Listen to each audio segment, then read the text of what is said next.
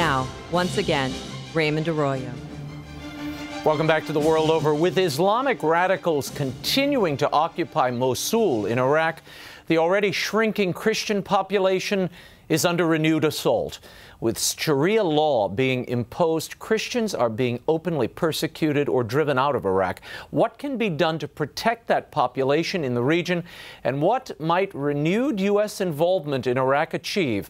My guest this evening is the president and founder of the Iraqi Christian Advocacy and Empowerment Institute in Michigan. He's been in constant contact with those in Iraq. Please welcome back to the program Joseph Kassab. Joseph, thanks for being here. Thank you for having me. Tell me, what is the situation? What are you hearing from those on the ground? I got some emails and things earlier this week, and they are simply terrifying.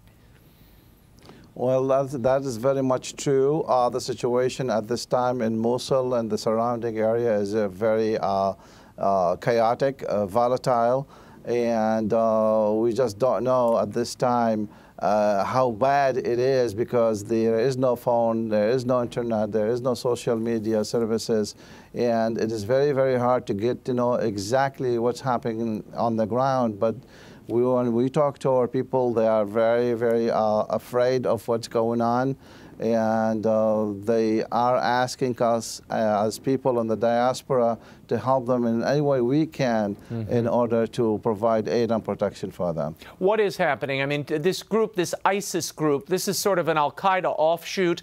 They broke away from al-Qaeda, but they have taken over large swaths of Iraq now. What is their attitude toward the Christian population?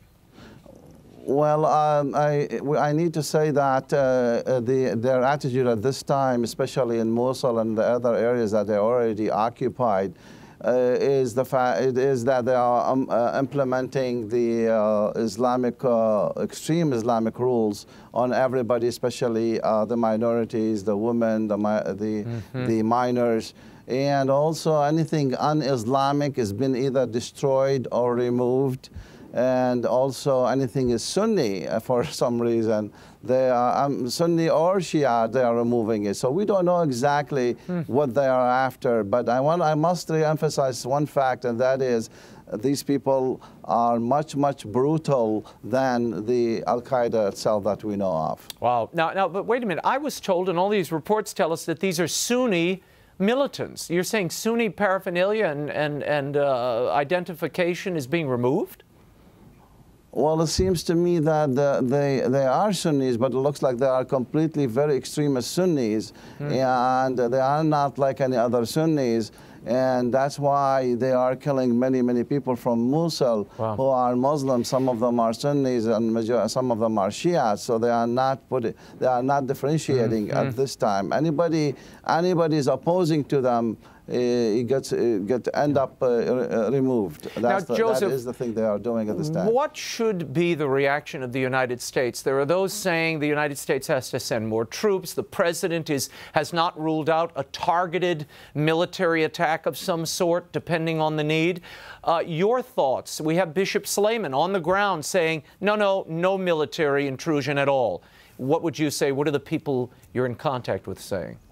Well, we just finished talking to the White House in a private conference on this issue, and I want to say that the White House is on it, but the thing is we need to see President Obama do a lot more to protect the Iraqis and mainly the minorities in there. This is something that we're expecting to happen very soon. It seems to me that the U.S. administration is going to do a surgical operations more than a general operation, and maybe it will be good for the time being. But we really need to see a lot more. The people who are the weakest among the weak are the minorities, are the Christians, and they are very much hurt. 1/2 of the population, they already moved to Kurdistan area, to safer area, and also to the surrounding villages of Mosul. And we are afraid that the next target will be these villages that basically are minority villages, which are filled with the Christians. This is something we have a lot of concern to. So very quickly, are you in support of military action, or do you agree with Bishop Slayman that no military action should be brought back into the region because it will only create more chaos? We are in support of any action that takes out this particular group, stop them from their aggression, and also we are for an action by the United States administration to provide aid, quick aid, and protection for those who are unable to protect themselves, like the Christians. Give people a sense of what we're dealing with here. We once had more than 1 million Christians in this region. That number dropped anywhere between 400,000 to 200,000. In the last few years, we've seen tens of thousands evacuating the area and leaving their homeland. Is this, as Nina Shea has written this week, are we seeing the end game in the extermination of Christians in Iraq? Most likely we see that. Nonetheless, we provide a quick assistance to these people. It is happening. It is taking place. There is no doubt about it. We had in Iraq over 450 churches functional. Now, after the war and during these days, we have less than 50 churches are operational. Wow. You believe it or not, last Sunday, there was no mass in Mosul. There was no mass in Mosul, and this has happened since 1600 years ago. So believe it or not, this is something that we are very much worried about.